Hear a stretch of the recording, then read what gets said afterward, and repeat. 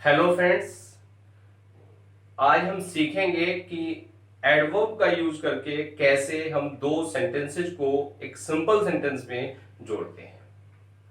कैसे friends? By using adverb और adverbial phrase. Clear?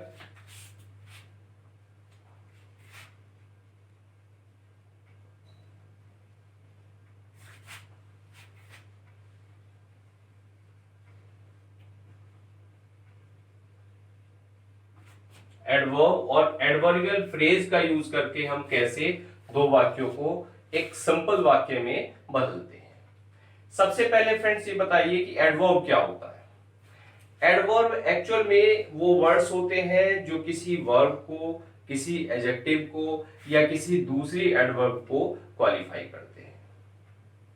Clear? जिनको हम क्या कहते हैं? क्रिया विशेषण, जिनको कहा जाता है। अब हमें यहां देखना क्या है, सेंटेंस में हम इस रूल को अप्लाई कहां करेंगे, इसके लिए मैं फ्रेंड्स बता दूं आपको।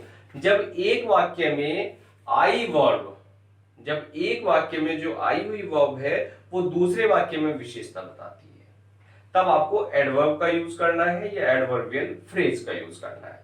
फ्रेंड्स, दोनों में अंतर क्या है? एडवर्ब तो सिंगल वर्ड यूज होता है और एडवर्बियल फ्रेज है ये मोर देन वन वर्ड। जब एडवर्ब में कोई और दूसरा वर्ड वहां मिल जाता है और वो पूरा एक फ्रेज बन जाता है, फ्रेज वो एडवर्ब का काम करता है, तो उस फ्रेज को हम क्या कहते हैं? एडवर्बियल फ्रेज कहते हैं। क्लियर है बात फ्रेंड्स? क्या बताया मैंने कि जब वाक्य में आई वर्ब दूसरे वाक्य में विशेषता बताए, एक वाक्य में आई वर्ब दूसरे वाक्य में विशेषता बताए, तब आपको एडवर्ब का यूज करना है।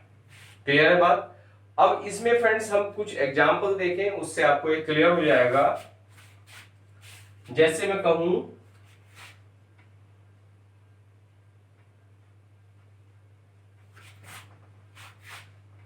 She answered me, her answer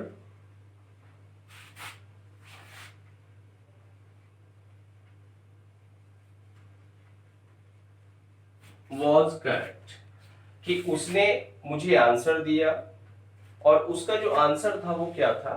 correct था। तो फ्रेंड्स यहां पर जो करेक्ट है, ये करेक्ट क्या है? ये जो करंट है, जो करेक्ट है, इसको आपको एडवर्ब बनाना है और एडवर्ब बना के कहां लगा देना है इसको? शी आंसर्ड मी, इसके बाद आपको लगा देना है। क्लियर? तो सेंटेंस हमारी स्ट्रक्चर सेंटेंस की क्या हो जाएगी देखें।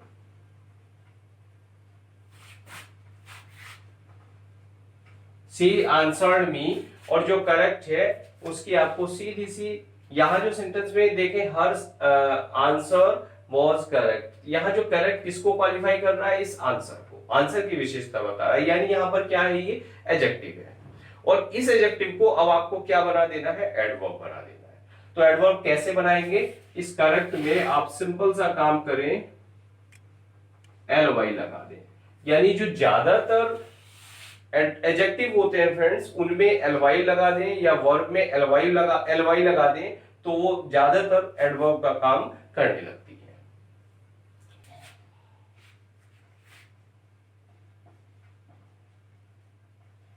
शी स्पीक्स इंग्लिश, क्या है फ्रेंड्स कि वह इंग्लिश बोलती है, और शी इज फ्लुएंट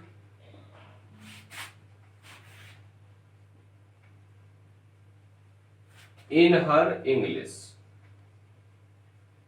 कि जो इंग्लिश है उसकी, वो अपनी इंग्लिश में कैसी है? फ्लुएंट है, मींस धारा प्रवाह है। तो यहां पर सेंटेंस में जो फ्लुएंट है फ्रेंड्स, इस फ्लुएंट को आपको वहां से हटाना है और यहां पर लगा देना है। कैसे लगा देना है? शी स्पीक्स इंग्लिश, और फ्लुएंट का आपको एडवर्ब जब बना देंगे तो क्या हो जाएगा? Fluently. She speaks English fluently. बात समझ में आ रही है आपको? कोई भी मुश्किल काम नहीं है, बड़ा ही इजी काम है। द ट्रेन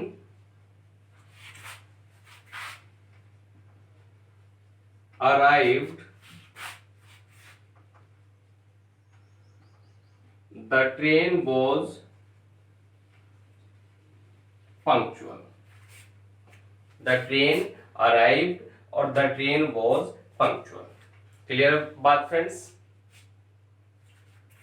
इस सेंटेंस में आपको ये ध्यान रखना है कि सेंटेंस में सबसे पहला काम तो देखें, जो पंक्चुअल है उस पंक्चुअल को आपको क्या करना है, एडवर्ब बना देना है। जो एडजेक्टिव है यहां पर उसको क्या करना है, आपको एडवर्ब बना देना है। तो the train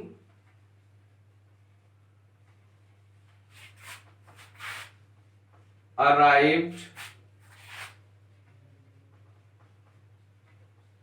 punctually, the train arrived punctually. Simple सी बात, पंक्चुअल वहां से हटाया और एडवर्ब आपने यहां बना दिया। क्लियर है friends?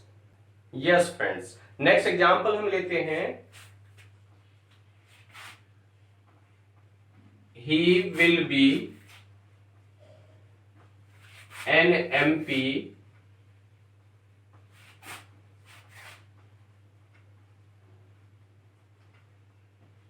There is no doubt in it, कि वह MP बनेगा, इसमें कोई डाउट नहीं है। तो फ्रेंड्स यहां जो डाउट है, इस डाउट को आपको एडवर्ब बनाना है, और डाउट से जो एडवर्ब हो जाएगी वो हो जाएगी अनडाउटेडली। क्या हुआ? अनडाउटेडली। और अनडाउटेडली का जो यूज है फ्रेंड्स वो क्या है, ये शुरू में लगेगी सेंटेंस के। तो सेंटेंस हमारा क्या हो जाएगा, undoubtedly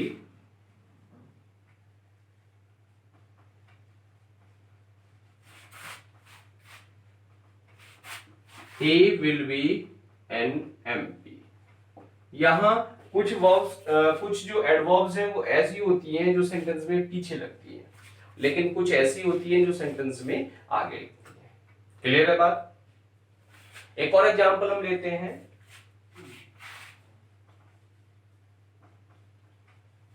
he lost his life, he was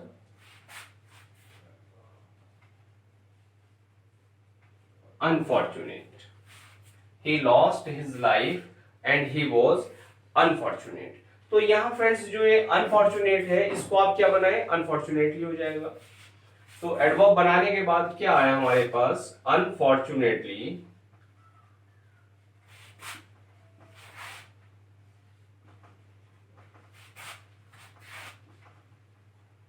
he lost his life। Clear? Unfortunate वहां से हटाया और ये सेंटेंस में सबसे पहले आ गया, unfortunately he lost his life. Clear है फ्रेंड्स?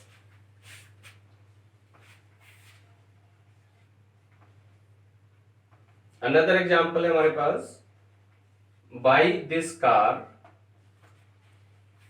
कि इस कार को खरीदो, the cost does not count. Clear हो फ्रेंड्स? कि इस कार को खरीदो, जो कॉस्ट है वो डज नॉट काउंट, मीन्स वो कॉस्ट मायने नहीं रखती। तो यहां सेंटेंस में हम कह सकते हैं कि सेंटेंस क्या हो गया, हम कहें एडवर्ब बनाने के बाद, और यहां पर फ्रेंड्स एडवर्ब नहीं, एक एडवर्बियल फ्रेज का यूज होगा। और क्या फ्रेज होगा कि बाई दिस कार, हम कह सकते हैं इस सेंटेंस को कि इस कार को खरीदो, और कैसे खरीदो, एट एनी कॉस्ट, किसी भी कीमत पर इस कार को खरीद लो। हेलो फ्रेंड्स, हम जो टॉपिक करने जा रहे हैं, इस टॉपिक में हमें काम क्या करना है, दो वाक्यों को जोड़ना है और सेंटेंस को सिंपल सेंटेंस में बदल देना है। फ्रेंड्स हमने बहुत सारे रूल्स इसमें डिस्कस कर लिए। इससे पहली वाली जो लेक्चर्स हैं, सारी लेक्चर्स में आप देखेंगे कि इसमें अलग अलग रूल्स हम डिस्कस करते हुए आ रहे हैं। आज हम डिस्कस करेंगे कि अगर किसी जर्नड या नाउन से पहले प्रपोजिशन हो तो वो प्रपोजिशन कौन सी होती है, हमें कौन सी प्रपोजिशन वहां लेके आनी चाहिए। यानी हम देखें प्रपोजिशन बिफोर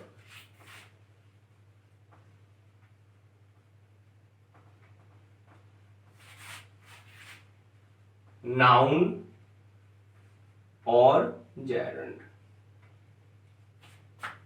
क्लियर है बात? तो इसमें फ्रेंड्स हम ध्यान दें कि जो जेरंड क्या होता है, जेरंड आप जानते हैं, जेरंड वर्ब में जब आईएनजी लग जाती है तब वो जेरंड का काम करने लगता है, और जो जेरंड का रोल होता है वो जेरंड नाउन का रोल प्ले करता है। जेरंड की डिटेल्ड स्टडी के लिए आप मेरे चैनल पर जाइए और वहां जो नॉन फाइनाइट्स हमने डिस्कस किए हैं उसकी अलग अलग मैंने वीडियो बना के डाली है, आप वहां डिटेल्ड स्टडी वहां एक बार कीजिए, ताकि आपको ये वाले जो रूल्स है जो हम अब करेंगे ये आपको बहुत अच्छे से समझ में आ जाए। क्लियर है फ्रेंड्स? एक्चुअल में इस टॉपिक की हमें जरूरत क्यों पड़ती है, प्रपोजिशन की हमें नाउन या जेरंड से पहले जरूरत क्यों पड़ती है? इसकी हमें फ्रेंड्स इसलिए जरूरत पड़ती है ताकि जो हमारा सेंटेंस है, सेंटेंस का जो मीनिंग है वो बिल्कुल स्पष्ट हो जाए। उस मीनिंग को स्पष्ट करने के लिए हमें जेरंड या नाउन से पहले प्रपोजिशन देना पड़ता है। अलग कुछ नहीं है इस टॉपिक में, अलग बस इतना ही है कि हमें ये देखना है कि किस शब्द के लिए हम कौन सा प्रपोजिशन लगे, किस भाव के लिए हमें कौन सा प्रपोजिशन वहां लगाना है। क्लियर है बात फ्रेंड्स? इसमें हम कुछ देखते हैं। हम सबसे पहला काम तो ये देखें कि अगर इसमें जो दो वाक्य हमारे पास आ रहे हैं उसमें एक वाक्य के तुरंत, एक काम के तुरंत बाद अगर दूसरा काम हो रहा है तो हम ऑन का यूज करें। क्या बताया आपको कि अगर दो वाक्य जो हमारे पास हैं उनमें एक वाक्य के बाद तुरंत दूसरा काम हो रहा है, मींस एक दोनों वाक्यों में जो काम है उसमें हमें कोई डिफरेंस अगर नहीं दिख रहा है, कोई गैप हमें दोनों कामों के बीच नहीं दिख रहा है, तो आप क्या लगाए वहां ऑन का यूज करें। क्लियर है बात? देखें जैसे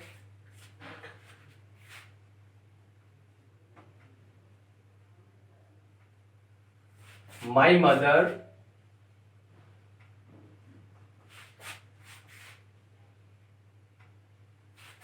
heard the news of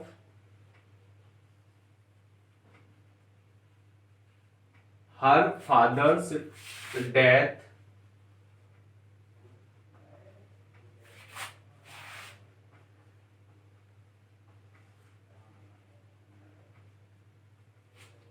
she became fainted।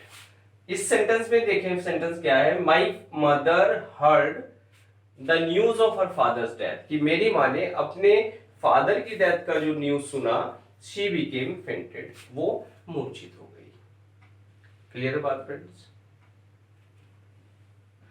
इसमें आपको ध्यान क्या रखना है, इसमें आपको जब दोनों सेंटेंसेस को जोड़ेंगे तो ये ध्यान रखें यहां पर जो वर्ब है, ये जो एक्शन है, न्यूज सुनने का जो काम हो रहा है यहां, उसके बाद जो मूर्छित होने का काम है, इन दोनों के बीच जो हमें गैप दिख रहा है वो बिल्कुल ना के बराबर है। मींस एक एक्शन के इमीडिएट आफ्टर दूसरा एक्शन यहां हमें दिख रहा है, तो आप यहां क्या लगाएं, ऑन का यूज करके आप सेंटेंस को बनाएं। कैसे बन जाएगा sentence? On hearing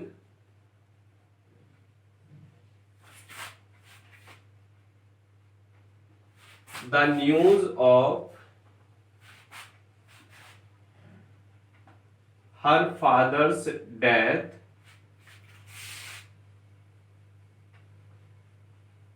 my mother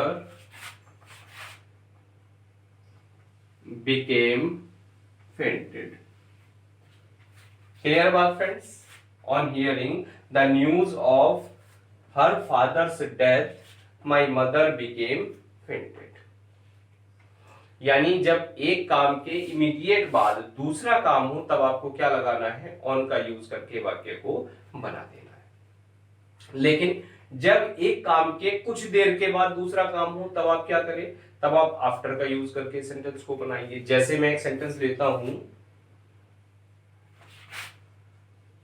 she took her breakfast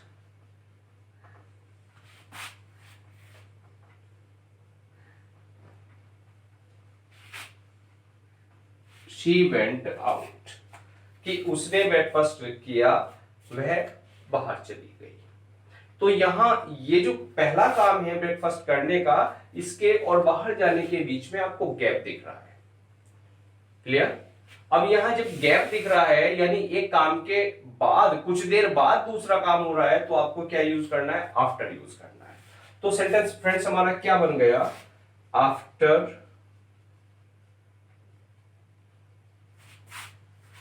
taking her breakfast she went out. Clear है बात? इसमें सेंटेंस में अगर फ्रेंड्स ऐसा कोई सेंटेंस आ जाता है जो दो ऑब्जेक्ट सेंस यूज करता है, जिसमें दो ऑब्जेक्ट सेंस हो, मींस जहां विपरीत भाव हो आपको दिखे, तो वहां आपको क्या लगाना है? इन स्पाइट ऑफ का यूज करना है। कब लगाना है इन स्पाइट ऑफ? जब दो ऑब्जेक्ट सेंस आपको दिखते हैं। क्लियर? जैसे मैं एक एग्जांपल लूं,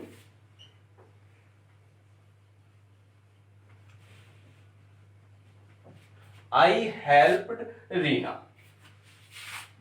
and she could not pass। मैंने रीना की हेल्प की, वो पास नहीं हो सकी। फ्रेंड्स यहां पर काम क्या है? ऑब्जेक्ट सेंस दोनों में हमें दिख रहे हैं कि मैंने हेल्प की तो उसको पास हो जाना चाहिए था, लेकिन वो पास नहीं हुई। और ऐसी कंडीशन में आपको लगाना है इन spite of.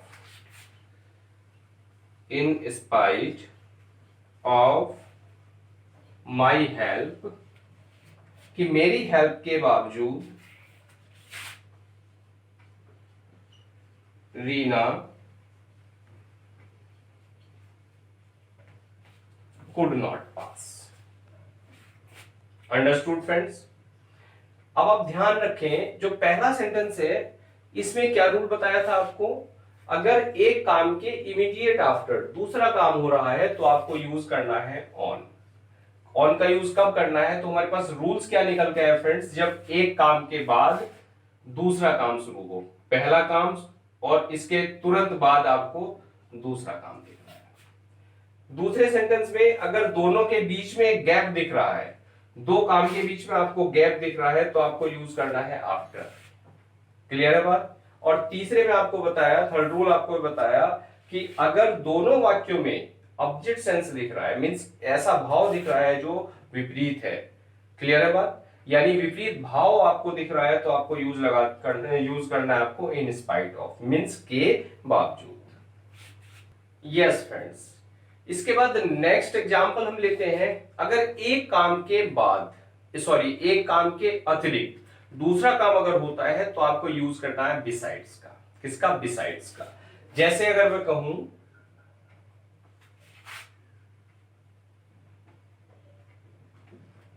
he visited the Taj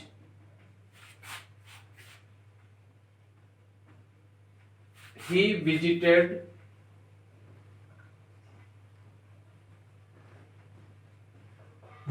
the Red Fort also. He visited the Taj, उसने ताजमहल देखा। He visited the Red Fort also, कि उसने रेड फोर्ट भी देखा। तो यहां पर जो तो काम है वो कैसे है फ्रेंड्स? एक काम के अतिरिक्त दूसरा काम भी हो रहा है कि उसने ताजमहल देखा, ताजमहल के अतिरिक्त उसने लाल किला भी देखा। तो फ्रेंड्स कैसे करें हम यूज करें बिसाइड्स का। तो सेंटेंस हमारा क्या हो गया? ऐड होने के बाद ही visited the Taj besides the Red fort. बात समझ में आई? बिसाइड्स कब यूज किया? जब एक काम के अतिरिक्त दूसरा काम भी हो रहा है, जब दो काम हमें दिख रहे हो। क्लियर है बात फ्रेंड्स? चलिए नेक्स्ट रूल हम समझते हैं कि यदि कोई वस्तु हमने खरीदी और उस खरीदने के लिए हमें पेमेंट करना पड़ता है, तो उस खरीदने के लिए जो हम पेमेंट करते हैं, अगर इस तरह का कोई भाव आता है तो उससे पहले हम फॉर का यूज करते हैं। जैसे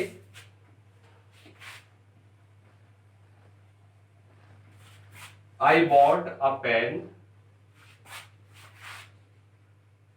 आई स्पेंड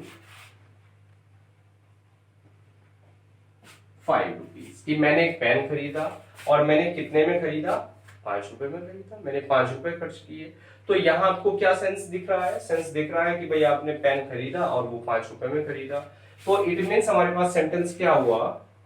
ऐड करने के बाद आई बॉट अ पेन कितने में फ्रेंड्स? For 5 rupees. सीधा सा आपको क्या करना है, जो यहां पैसा जिससे कोई चीज खरीदी जा रही है उस पैसे से पहले आपको बस फॉर लगा देना है और सेंटेंस आपका बिल्कुल रेडी हो गया। यानी मूल्य की अगर कहीं बात आती है तो आपको क्या लगाना है फ्रेंड्स? फॉर का यूज करना है। एक और सेंटेंस हम इस देखते हैं कि यदि कोई बात जहां पर बिना का सेंस होता है, क्या? बिना, यानी विदाउट। तो विदाउट के लिए हम क्या यूज करते हैं? He did not work hard। मतलब क्या हुआ फ्रेंड्स कि उसने मेहनत नहीं की, एंड ही पास्ड, वो पास हो गया। उसने मेहनत नहीं की, वो पास हो गया। तो सेंटेंस क्या हुआ हमारे पास? यानी मेहनत किए बिना, without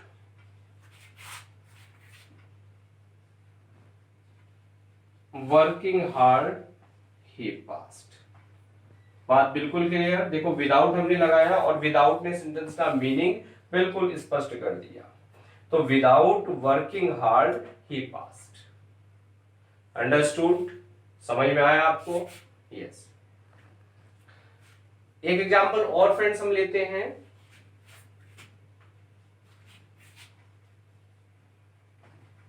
the thief stole her watch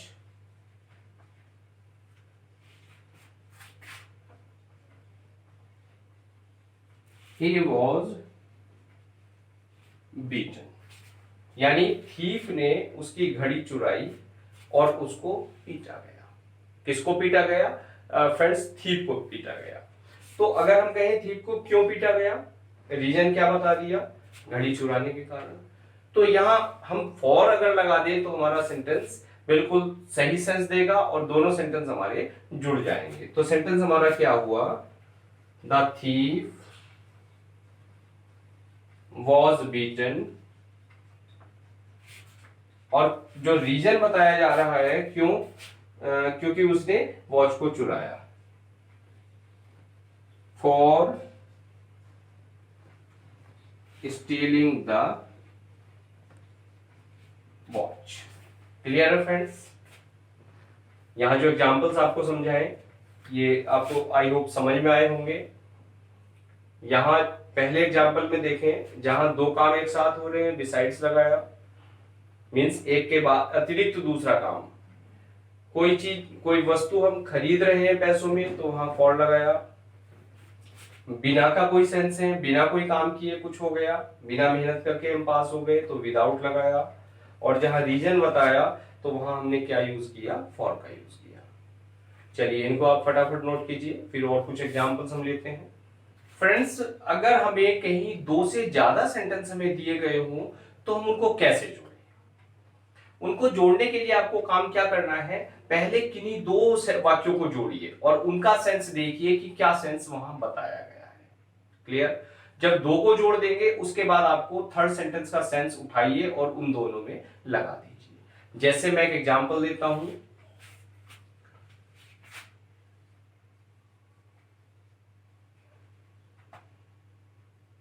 rakhi sister died।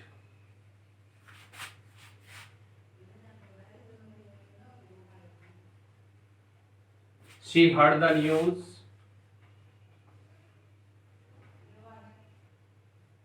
She fainted। Friends, यहां तीन काम हुए कि राखी ने अपनी बहन का राखी सिस्टर डाइड, राखी की बहन मर गई। She heard the news, उसने समाचार सुना। She fainted, वह क्या हो गई? मूर्छित हो गई। तो यहां पहला काम क्या हुआ? समाचार सुनने का।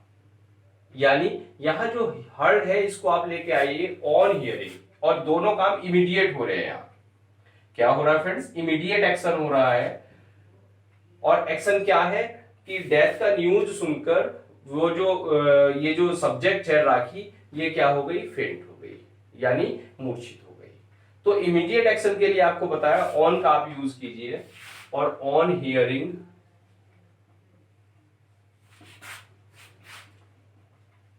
The news.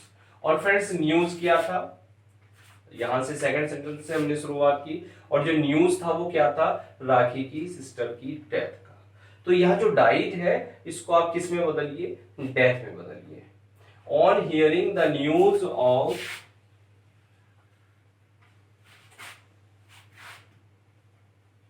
Her sisters death, क्या किया कि अपनी सिस्टर की डेथ का न्यूज सुनकर, सब्जेक्ट कौन है फ्रेंड्स, राखी। अब आप राखी को लेकर आइए यहां, राखी फेंटेड, यानी राखी मूर्छित हो गई। क्लियर हुई बात फ्रेंड्स। बेसिकली आपको ध्यान ये रखना है, जब भी आप ट्रांसफॉर्मेशन कर रहे हैं या सिंथेसिस कर रहे हैं, तो आपको ध्यान ये रखना है कि सेंटेंस के सेंस को सबसे पहले स्टडी कर लेना है। अगर आपको सेंटेंस ही समझ में नहीं आएगा तो फिर आप काम बिल्कुल भी नहीं कर पाएंगे, बिल्कुल भी आप सेंटेंस को ना सिंपल बना पाएंगे, ना कॉम्प्लेक्स, ना कंपाउंड, कुछ भी आप नहीं कर पाएंगे। क्लियर है। एक और सेंटेंस हम लेते हैं, माई सन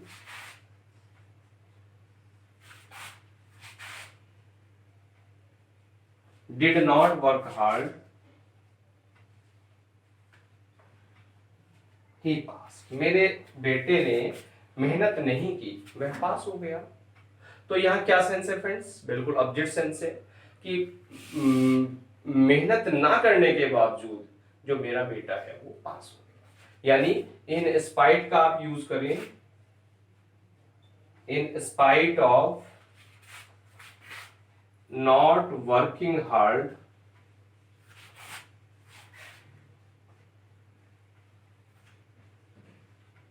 माई सन पास। क्लियर। एक और एग्जाम्पल मैं दूं,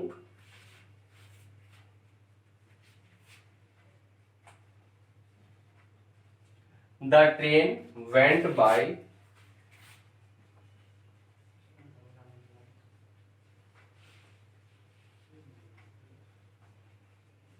इट डिड नॉट स्टॉप, कि ट्रेन चली गई, यह नहीं रुकी। तो फ्रेंड्स सेंटेंस क्या हो गया, अगर दोनों को ऐड किया हमने तो द सेंटेंस हमारे पास बन के आया, द ट्रेन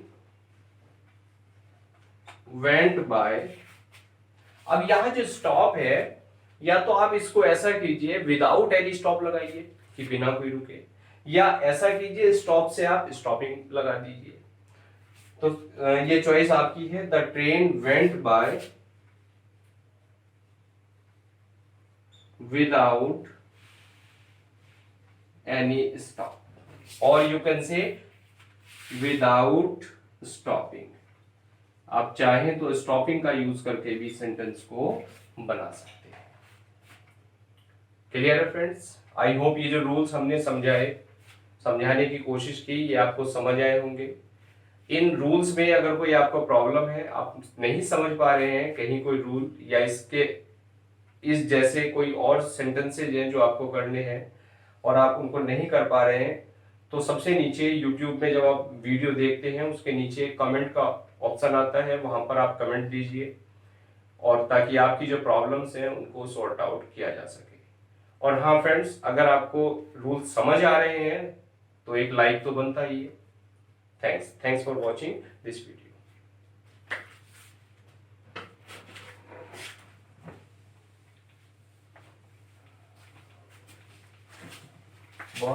बस और आधे घंटे का काम रहेगा, देखो चल